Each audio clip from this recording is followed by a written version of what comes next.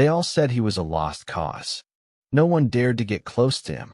At a small rescue shelter in rural Vermont, a German shepherd named Midnight was more a cautionary tale than a resident. Volunteers spoke of him in low, wary tones. Staff pinned warnings on his kennel. Do not approach. Even the most experienced handlers kept their distance. Midnight didn't seek attention with barks or a wagging tail like the other dogs. He growled. He lunged. He flashed his teeth at anyone who ventured near, especially men. His kennel was his stronghold, a place of snarls and stillness. 8 months had passed since he was found, chained to a fence at a deserted farm, his ribs protruding, his eyes shadowed and empty. Most assumed he'd been trained as a guard dog by someone harsh, perhaps used for intimidation. His past was a mystery, but one thing was clear. He despised humans and rejected rescue. Labeled unadoptable, he lingered until a quiet morning when Dr. Sarah Ellis entered the shelter with her 10-year-old daughter, Mira, by her side. Sarah wasn't there to adopt. As a trauma therapist focused on behavioral recovery, she was just visiting. But as she passed Midnight's kennel and their eyes locked, something stirred, not in the dog, but in her. Sarah didn't approach immediately. She paused a few feet away, resting a hand on Myra's shoulder as they both gazed in. Midnight was curled tightly in the far corner, his large frame hunched as if trying to vanish. His coat was uneven, lackluster, his body tense. Yet his eyes, wide, fixed on Sarah, held a strange, guarded intensity. Not anger, not quite threat, but fear. What happened to him? Sarah asked softly. The shelter manager, Karen, a kind but careful woman, sighed. Found chained at an abandoned farm. No food, no shelter. He's never bitten, but he's come close, especially with men. As if to prove her point, a male volunteer passed by, and Midnight leaped up, snarling gutturally, throwing himself at the bars. Karen winced. The volunteer muttered and hurried off. We've tried behaviorists, medication, everything, Karen said. He shuts everyone out. But Sarah saw something else in that moment. Not just hostility, but survival. A dog who'd learned humans were danger, who'd built walls so high even kindness couldn't breach them. May I sit here? She asked, gesturing to the floor by the kennel. Karen hesitated, then nodded. He won't come near you. That's fine, Sarah said. I'm not here to demand anything from him. She sat cross-legged, pulling a book from her bag. As Sarah settled, Mira knelt beside her briefly, eyes wide with curiosity. She's always loved animals, Sarah whispered to Karen, smiling softly. Especially dogs. Mira leaned toward the kennel, keeping her distance but utterly focused. He's not angry, she said quietly, almost to herself. He's scared. I think he's just protecting himself. Karen raised an eyebrow. Smart kid. Takes after her mom. Sarah laughed, brushing a hand through Myra's curls. She wants to study animal behavior someday. Came today to learn, not just help. Sarah began reading aloud, not to Midnight, but in his presence. 2 days later, Sarah found Mira on the back porch, sketchbook on her knees. She'd drawn Midnight again, this time not snarling but curled under a tree, eyes half closed, serene. I think he could change, Mira said softly, not looking up. If someone gave him a real chance. Sarah sat beside her, tucking windblown curls behind her daughter's ear. Sweetheart, that kind of healing takes time and isn't easy. I know, Mira said, meeting her eyes. But you tell your clients the hard things are worth doing. Maybe he's waiting for someone like us. Those words lingered with Sarah long after Mira went to bed. That night, she pored over Midnight's case files again, not as a therapist weighing risks, but as a mother moved by her daughter's quiet faith. The next morning, she submitted an adoption application. At the shelter board meeting, the response was swift. He's dangerous, said Dr. Bennett, the head vet. Unpredictable. No steady progress. He belongs in a facility, not a home with a child. Sarah kept her tone even. He's not aggressive by nature. He's afraid. His behavior stems from trauma, not dominance. He needs trust, routine, a safe space. Another board member cut in. You're a single parent. What makes you think you can handle this? Sarah met their gaze. I work from home. I'm trained in trauma recovery. And Mira, she's not your average 10-year-old. She's cautious, observant. She's the one who suggested we take midnight in. Karen, who'd seen Sarah and Myra's visits, spoke up. She's right. That girl sat by Midnight's kennel without flinching. She saw what most adults missed. Midnight didn't growl at her. That's rare. It means something. After heated debate, the board voted 4-3. Sarah's application was approved with strict terms. Weekly updates, regular behaviorist sessions, and immediate return if anything went wrong. As Sarah signed the papers, she caught Myra's eye through the shelter window. Her daughter gave a small, hopeful smile, one that said, I knew you'd see what I saw. Bringing Midnight home was the first challenge. He refused the crate, growling low and backing away. Sarah didn't push. With Karen's help, they built a temporary partition in Sarah's SUV, giving Midnight a space to enter willingly. After nearly 30 minutes of patience, coaxing, and waiting, he climbed in. Mira, there for the pickup, sat quietly on the curb, watching Midnight with steady, thoughtful eyes. As he finally stepped into the vehicle, their eyes met through the window. Mira pressed her small hand to the glass, not waving but connecting, silently promising, We'll help you heal. The drive home was tense. Midnight panted heavily, body coiled tight. Mira sat beside Sarah in the front, clutching her sketchbook. Today's drawing was different. Midnight, not alone, lying under a tree while a girl read nearby. At their small farmhouse, the sun hung low. Sarah stepped out first, leaving the doors open so Midnight could see her. She laid a training lead on the ground and stepped back. No pressure. Midnight stayed still, then moved slowly, nose low, tail down. He followed the lead inside, keeping his distance. His space was ready. An open crate, soft bedding, no sharp noises or fragile items. Everything was set for safety and healing.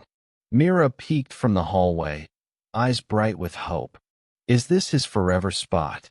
Sarah nodded. If he chooses it. Midnight stood watching them. He didn't bark or growl, but he had come inside. And Mira believed, truly believed, he was ready to start anew. Progress was subtle, not loud. The first week, Midnight wouldn't eat unless Sarah and Mira left the room. He barely moved, flinching at new sounds or shifts in light. But he stopped growling and never tried to escape. Each morning, Mira quietly set a fresh bowl of food near his crate, leaving a small drawing beside it. A sun, a heart, a dog with wide eyes. So he knows he's not alone, she told Sarah with quiet resolve. One afternoon, Mira asked, Why does he stare at me but not come closer? Sarah sat beside her on the floor. That's not anger, Mira. It's caution. He's watching to see if we're safe. His world was once all danger. He's learning we're different. But I love him, Mira whispered. I know, Sarah said gently. Loving him means moving at his pace, not ours. Mira nodded, absorbing every word. By week 2, Midnight ate while they were in the room, if they stayed distant. He slept more deeply, no longer keeping one eye half open. The tight knot of fear that once defined him began to loosen. Then came a night that changed everything. Sarah had just finished reading aloud, sitting cross-legged on the floor. Mira was upstairs with homework. Midnight suddenly stood and paced, wide, anxious circles through the living room. Sarah recognized the signs: restlessness, discomfort, a fear-driven need. When he moved toward the back door, Sarah rose slowly, and reached for the handle. Midnight lunged. His growl was sharp, body taut, mouth open.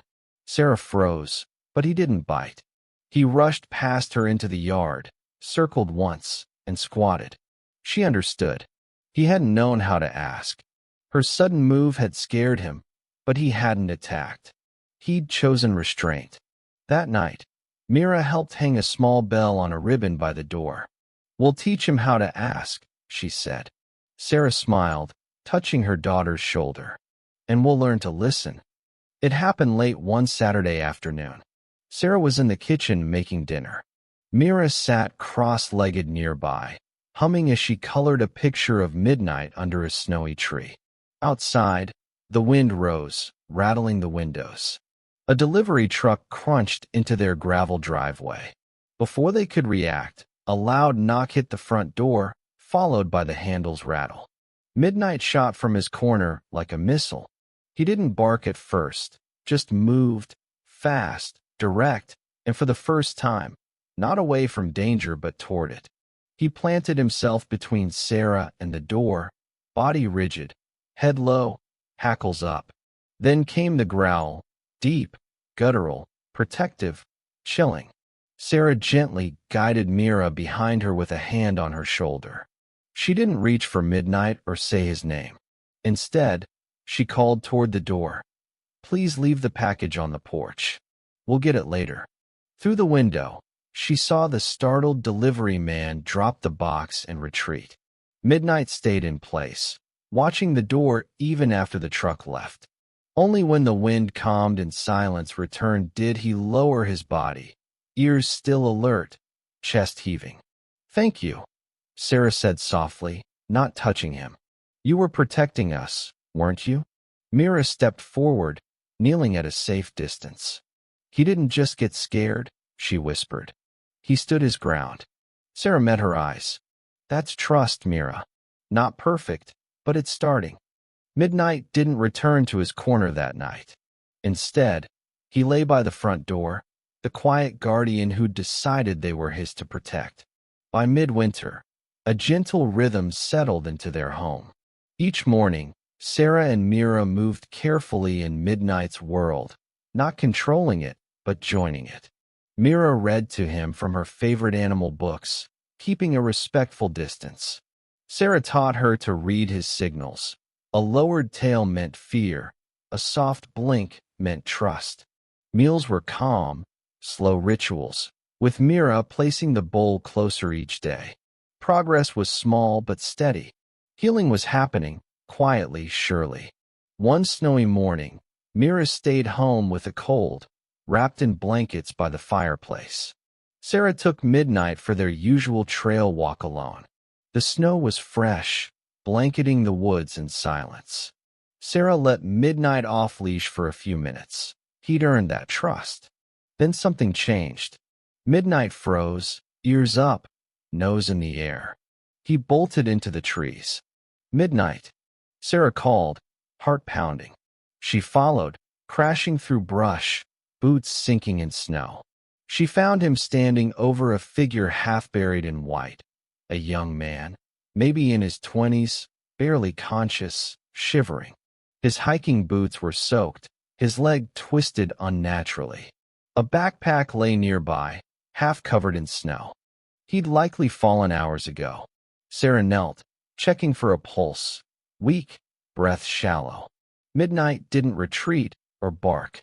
He stayed beside the man, tail stiff but not tucked, occasionally nudging his arm as if checking on him. Sarah called 911, giving their location. "He's unresponsive. Early hypothermia, possible leg fracture." As they waited, Sarah draped her coat over the man. She leaned close to Midnight. "You didn't run from him," she whispered. "You stayed." When the rescue team, all men, arrived, Midnight tensed, body stiff, but he didn't lunge. A low growl faded under Sarah's calm presence. "It's okay," she told him. "They're here to help." Midnight stood by her side, breathing hard but steady. That night, back home, Mira listened in awe as Sarah recounted the event. She looked at her drawing. A sketch of Midnight standing tall beside a fallen hiker, and smiled. "Mom," she said softly, "he didn't just change. He chose to." Days later, a snowstorm hit, downing power lines across the valley. The house grew colder by the hour. Sarah lit a fire in the living room while Mira gathered blankets and cushions, building a nest nearby. Midnight paced at first, unsettled by the flickering light and shifted routine. "We're okay, buddy," Sarah said softly. "Just one cold night." Mira set her sketchbook down, a new drawing of the three of them by the fire. "He can sleep near us," she whispered, "if he wants."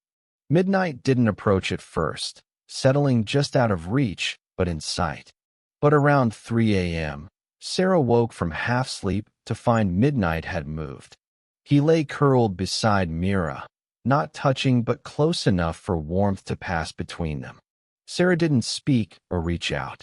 She added a log to the fire and whispered, "Good night, brave boy."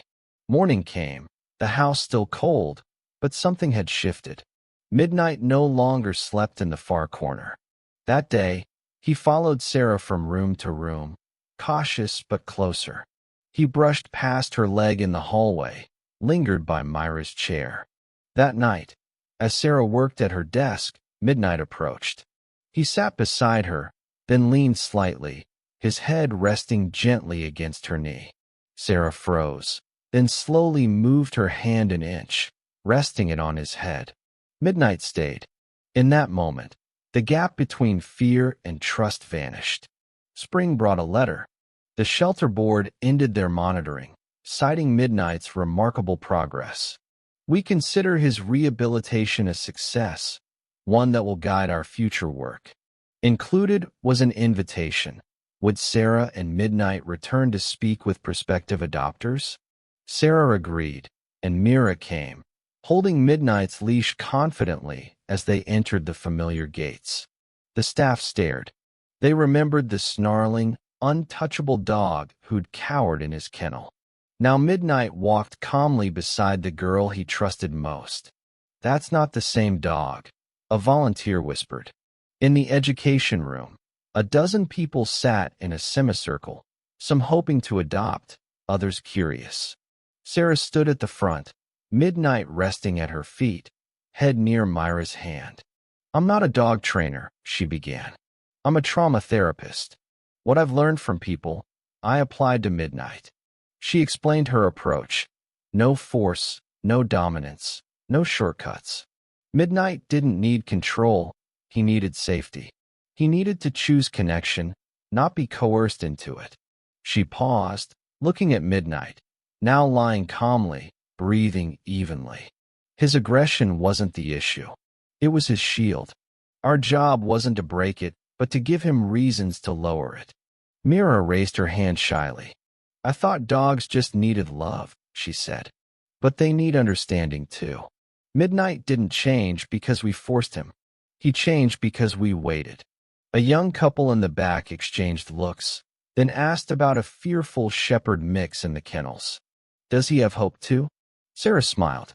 "Every dog has a story. If you're willing to listen, really listen, healing is always possible." That evening, back home, Sarah sat by the fireplace, Myra's head in her lap. Midnight lay nearby, one paw stretched toward the warm light, his breathing steady, peaceful. Above them hung a timeline of photos. Midnight's first day home, the night he rang the bell to go out, the moment he leaned into Sarah's hand. Tucked among them was a new edition, a certificate on plain white paper. Mira Ellis, Junior Animal Companion and Care Volunteer, from the shelter, honoring her role in Midnight's transformation. Sarah's eyes had welled up when she first saw it. Mira had accepted it quietly, saying, "It's not a big deal." But Sarah knew it was. It marked Myra's beginning, her path. "You helped him heal," Sarah whispered, brushing Myra's hair. "Not just with love, but with patience, with understanding." Mira smiled, looking at her latest drawing. The three of them under a blooming apple tree. "This one's for spring." In a world quick to judge, Midnight had become a lesson. Aggression isn't evil. Fear isn't weakness. Healing is possible, not through force but through presence. Sarah looked at Midnight, now gazing at the fire, relaxed, safe. You didn't need fixing, she whispered. You just needed to be seen. For Mira, the journey was just starting. Midnight wasn't her first rescued soul, but perhaps he'd shown her who she was meant to be.